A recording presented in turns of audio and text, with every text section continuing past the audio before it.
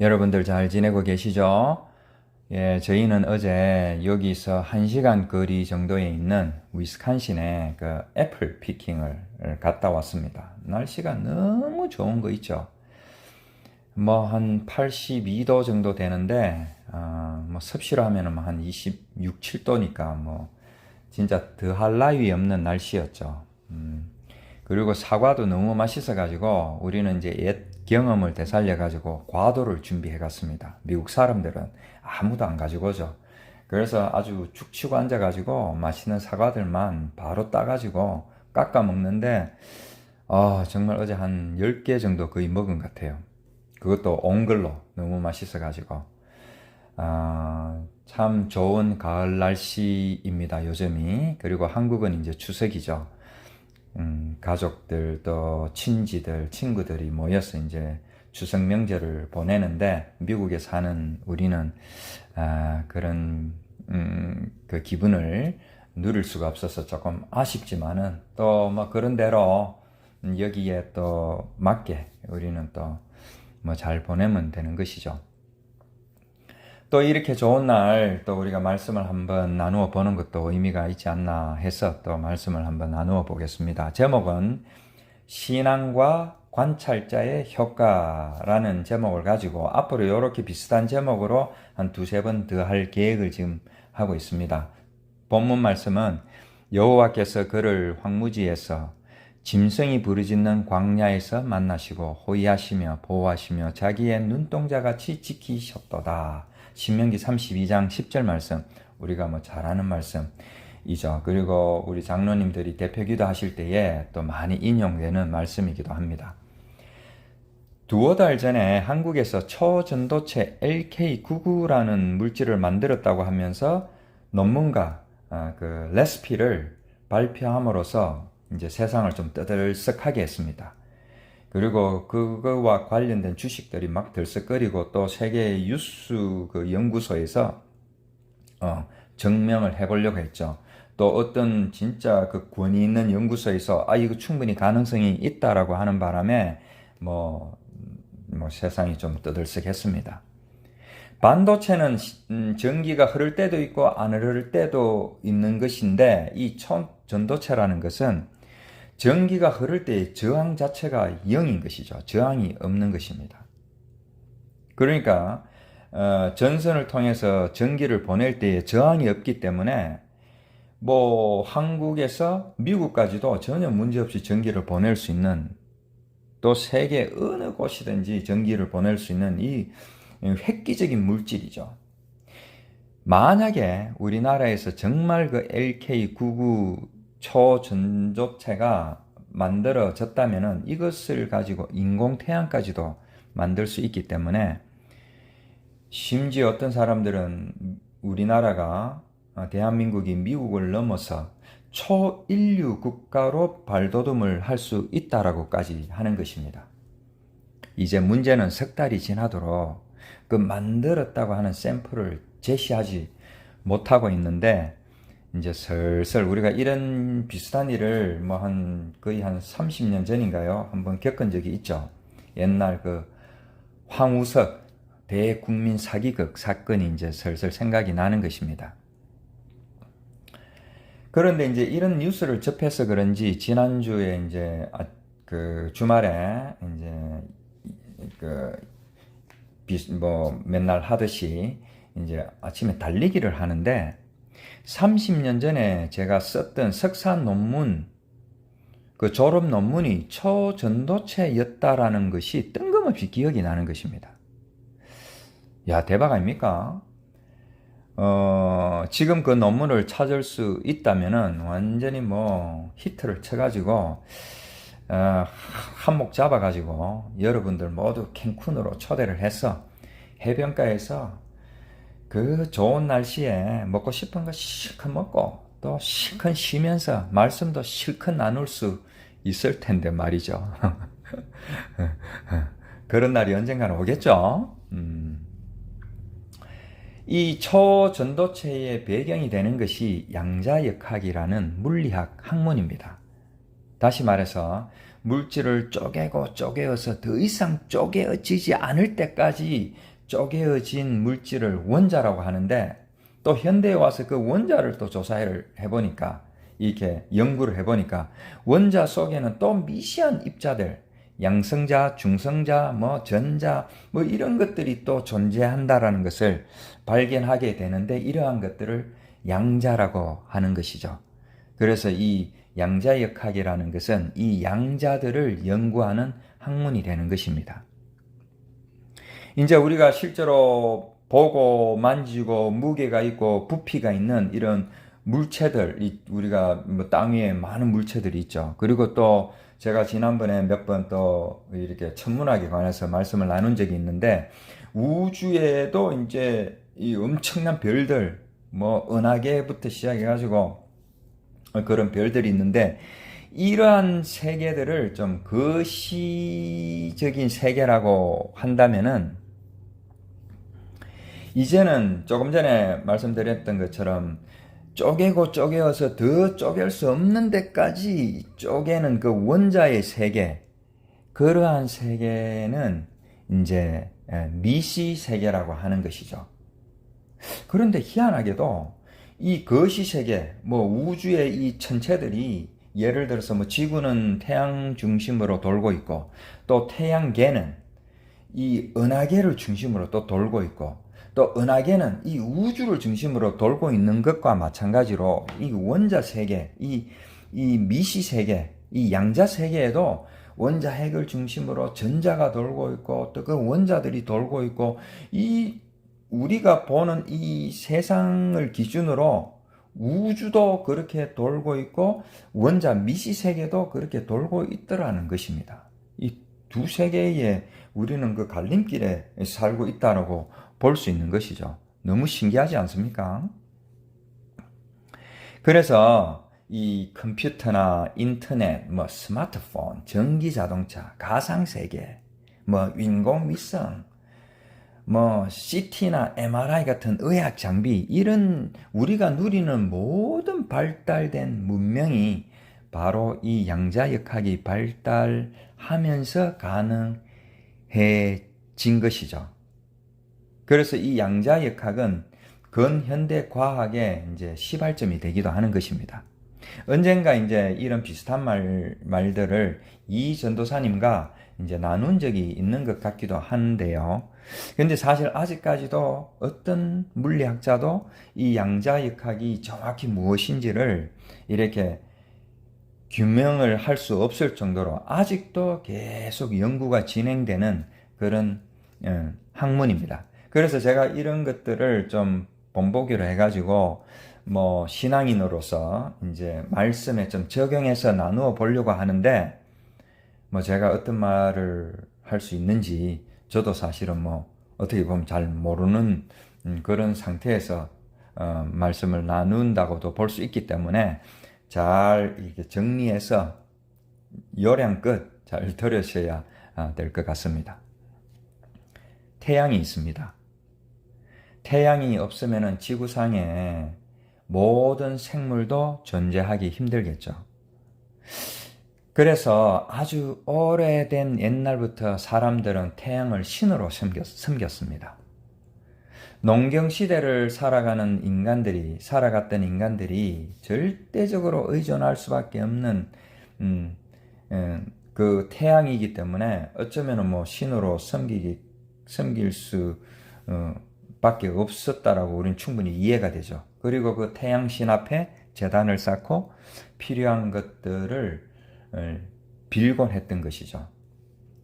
그러나 또 한편 어떤 학자들은 그럼 과연 또 뭐 태양은 무엇인가? 태양의 빛은 무엇인가라고 또 생각을 하기 시작하면서 연구를 했던 것이죠. 이거는 뭐 기원전부터 시작된 오래된 이야기죠. 그래서 그 당시에는 이제 파동이라는 개념이 없었기 때문에 그냥 조그마한 입자들이 연속적으로 이어진 어떤 선일 것이다. 그래서 이 태양의 빛은 어떤 입자들의 연속선일 것이다라고 이제 막연히 생각을 했던 것이죠. 그때는 뭐 그런 것들을 연구할 수 있는 장치나 또 어떤 과학적인 이론이 없었던 시대였었기 때문이죠. 그러나 이제 근대와 현대에 들어와서 망원경이 이제 발명이 되면서 그것으로 이제 우주를 보니까 태양이 하나인 줄 알았는데 우주에는 수천억 개의 태양과 같이 스스로 빛을 발하는 항성들이 더 있다라는 사실도 이제 밝혀내게 되는 것이죠. 그리고 그 태양이 수소와 헬륨의 덩어리라는 것도 이제 밝혀내면서 신의 영역이라고 하면서 범접할 수 없었던 그런 것들이 이제 점차 무너지기 시작했던 것입니다. 그러면서 이제 이 태양의 빛이 무엇인가 이러한 것들을 이제 계속 연구를 하면서 그 이중 슬릿이라는 실험을 통해서 간단한 장치인데 이 장치를 통해서 태양빛이 입자뿐만 아니라 파동의 성질도 동시에 가진다라는 것을 증명을 하게 됩니다. 즉 양자들이 빛을 나타내는 광자나 음파나 이런 모든 양자들이 부피와 무게를 가진 입자가 될 수도 있으면서도 또한 바람처럼 소리처럼 빛처럼 존재하기는 하지만은 그 형체를 가늠할 수 없는 어떤 이 파도의 물결처럼 어떤 파동이라는 것을 이제 밝혀내게 되는 것이죠. 이것을 이제 물리학 용어로 중첩이라고 하는 것입니다. 그런데 또 신기한 것이 발견이 되는데요.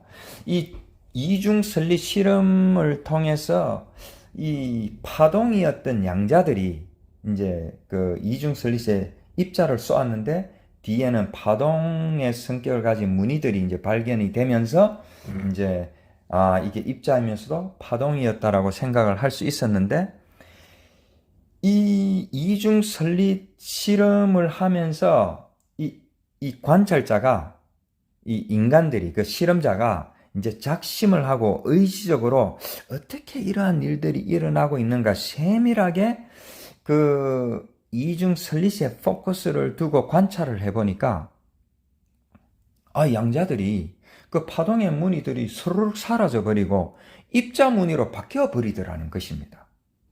다른 아무것도 하지 않았고 그저 관찰만 했을 뿐인데 생명도 없는 양자들이 자기가 관찰당하고 있다라는 것을 아는 듯이 자기를 변형해 버리더라는 것입니다.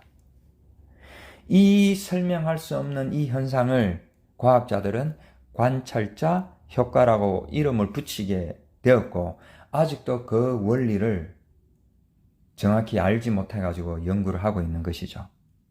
저는 이러한 현상을 보면서 사실 이 관찰자 효과를 극대화한 것이 우리의 신앙이고 성경 말씀이 아닌가 하는 생각이 번뜩 들었던 것입니다. 오늘 본문 말씀을 한번 보겠습니다. 여호와께서 그를 황무지에서 짐승이 부르짖는 광야에서 만나시고 호위하시며 보호하시며 자기의 눈동자같이 지키셨도다 라는 이 말씀을 보면서 하나님께서는 우리를 자기의 눈동자같이 지킨다라고 말씀을 하고 있는 것입니다. 당연히 하나님이시니까 우리를 지켜보겠지라고 우리는 그렇게 단순히 생각을 할 수 있을 것입니다. 그러나 우리의 인생을 돌아볼 때에 또 우리의 인생 삶 전체를 돌아볼 때에 우리는 한간 먼지밖에 지나지 않는 존재이고 아침 안개와 같이 잠깐 있다가 사라지는 존재에 불과하다라는 것입니다. 그래서 아벨의 이름처럼 공허한 존재, 하루살이처럼 조금 꿈틀거리다가 아무 의미 없이 사라지는 존재밖에 될 수 없는 우리가 하나님께서 우리를 지켜보실 때에 놀랍게도 우리는 어떤 존재가 되고 실체가 된다라는 것입니다. 이 양자역학의 그 실험에서 관찰자의 효과처럼 말이죠. 다음 말씀을 한번 보겠습니다. 여호와께서 그의 성전에 계시고 여호와의 보좌는 하늘에 있으며 그의 눈이 인생을 통촉하시고 그의 안목이 그들을 감찰하시도다. 시편 11편 4절 말씀이죠. 이런 감찰하신다, 지켜보신다 이런 말씀들은 성경에 수도 없이 많이 나옵니다. 하나님께서는 우리를 지켜보실 때 그냥 아무 생각 없이 그냥 보는 것이 아니라 우리를 구원하시고자 하는 의지를 가지고 감찰하신다라는 것을 우리는 말씀을 읽으면 읽을수록 알 수가 있는 것입니다. 바로 그때에 감찰을 하는 순간에 우리는 구원받은 백성으로 하나님의 자녀가 되고 하나님 나라의 백성이 되는 어떤 실존적인 존재가 된다라는 것입니다. 하나님께서 우리를 지켜보실 때에 하나님의 그 구원의 의지와 그 구원의 언약이, 그 구원의 의식이, 그 구원의 약속이 우리의 존재를 가능하게 한다라는 것입니다. 놀랍지 않습니까? 제가 미국 유학을 와서 초창기에 그렇게 돌이켜보면 힘든 것도 아니었는데 외로웠는지 아니면은 공부에 대한 부담이 있었는지 우울증이 심하게 걸려가지고 죽기만을 바라면서 살았던 적이 있었습니다. 아무것도 할 수 없는 어떤 지경이었죠. 그렇게 하루를 정말 힘겹게 살아가는 동안에 어느 날 얼핏 어머니 손에 이끌려 새벽 기도에 이렇게 끌려갔던 그것이 생각이 나가지고 그 새벽 기도를 어머니와 다녔던 그것이 생각이 나서 어떻게 보면은 마지막이라는 심정으로 새벽 예배를 나갔던 것입니다. 그런데 새벽 예배를 매일 나가서 두어 달을 그냥 목 놓아 울었던 것이죠. 그런데 이제 그렇게 하염없이 울고 있는데 어느 날 어떤 음성이 들려가지고 제가 고개를 들어보니까 주님께서 나를 내려다 보시며 우시는 것이었습니다. 분명히 지금 생각해보면은 그 주님의 눈동자밖에 보이지 않을 정도로 울고 계시는 그 모습을 저는 보게 된 것이죠. 그날 이후로 저는 그 눈동자를 기억하는 동안에 무익한 자가 아니라 어떤 존재가 되어서 지금까지 믿음을 붙들고 살아오게 된 것입니다. 우울증에 걸려서 세상을 볼 때는 모든 세상을 나를 죽일 듯이 달려들고 어르렁거리는 것처럼 보였지만은 그 주님의 눈동자를 본 이후에는 온 세상이 여호와 하나님을 찬양하고 경배하는 모습으로 변했던 것이죠. 그래서 저는 주님이 언제나 나를 지켜보고 계셨는데 내가 너무 힘들 때에 그전에는 그것을 알지 못하다가 힘들 때에 그것을 깨닫게 된 게 아닌가 하는 그런 생각도 지금 하게 됩니다. 그리고 또 하나 우리가 눈여겨보아야 할 것이 하나 있는데요. 양자들이 관찰자인 인간에게 할 수 있는 것은 아무것도 없었습니다. 오직 인간이 관찰하고자 하는 의지만 있었지 양자는 그냥 있었던 것이죠. 마찬가지로 우리도 관찰자이신 하나님의 주권에 절대 개입할 수 있는 존재가 아닌 것입니다. 그렇게 개입할 수 있는 능력이 우리에게는 없는 것이죠. 먼지 같은 존재가 어떤 능력이 있겠습니까? 그냥 7, 80년, 8, 90년 살다가 이 땅에 그냥 먼지로 흙으로 그냥 사라지는 존재가 어떻게 하나님의 그 주권에 개입을 할 수가 있을까요? 그렇기 때문에 우리의 어떤 노력이나 열심이나 행함이 과연 우리를 관찰하시는 하나님께 어떤 영향을 줄 수 있을까 하는 의문이 저는 강하게 드는 것입니다. 그리고 사실 구속사적인 관점으로 볼 때에 영향을 줄 수 없어야지 하나님의 말씀이 온전히 복음이 되는 것입니다. 물론 그렇다고 그러면은 세상 그냥 대충 살면 되겠네 라고 또 우리가 생각하는 것이 아니라 당연히 교회 공동체에서는 믿음의 동력자들을 위해서 또 서로 위로하며 격려하며 열심히 할 필요가 있겠죠. 김춘수 시인은 꽃이라는 시에서 이런 식구를 읊었습니다. 내가 그의 이름을 불러주었을 때에 그는 나에게로 와서 꽃이 되었다. 야, 김춘수 시인은 정말 이 관찰자의 효과, 이 하나님께서 우리를 지켜보신다라는 그것을 깨달은 분이 아닌가 하는 그런 생각도 듭니다. 나는 뭐 이분의 종교가 무엇인지는 모르지만 말이죠. 저는 컴퓨터 엔지니어로 27년을 직장 생활을 하고 있으면서 가끔 미국에까지 와서 물리학을 공부했는데 그 이유가 뭘까라는 생각을 했던 적이 있는데 오늘 말씀을 보면서 바로 이런 말씀 때문이 아닌가 하는 생각이 듭니다.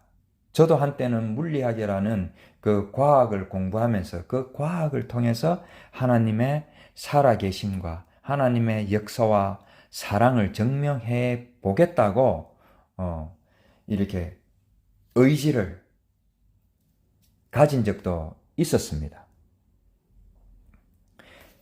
그렇기 때문에 그러한 의지와 저의 소망이 이렇게 조그맣게 이루어지는 것이 아닌가 하는 생각이 지금 들면서 살짝 흥분이 되기도 합니다.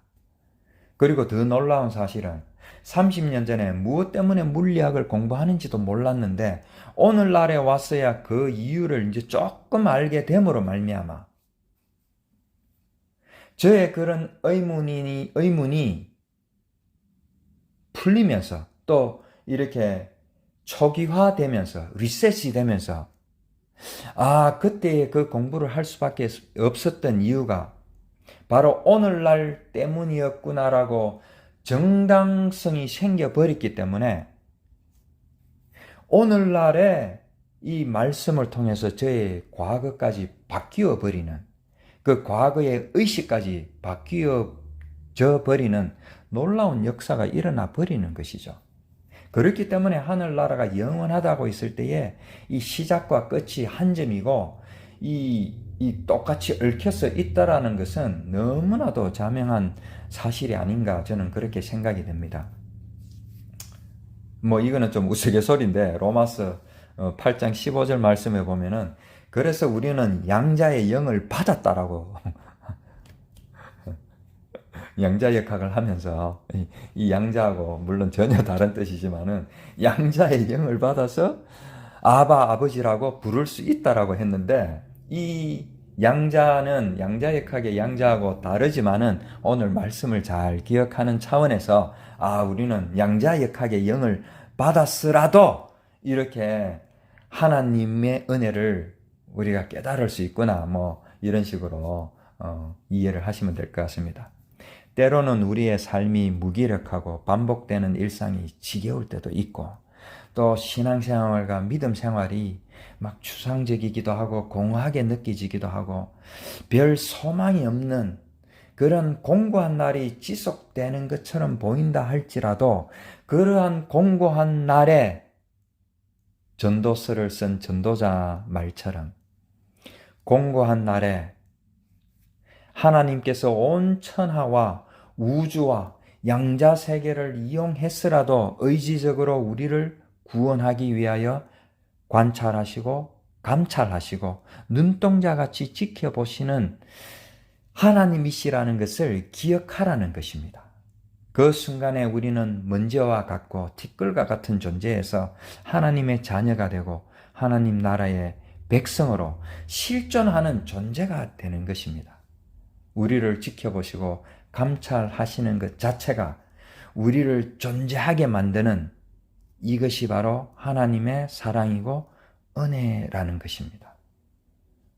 사람이 만일 온 천하를 얻고도 제 목숨을 잃으면 무엇이 유익하리요? 사람이 무엇을 주고 제 목숨과 바꾸겠느냐? 마태복음 16장 26절. 하나님께서는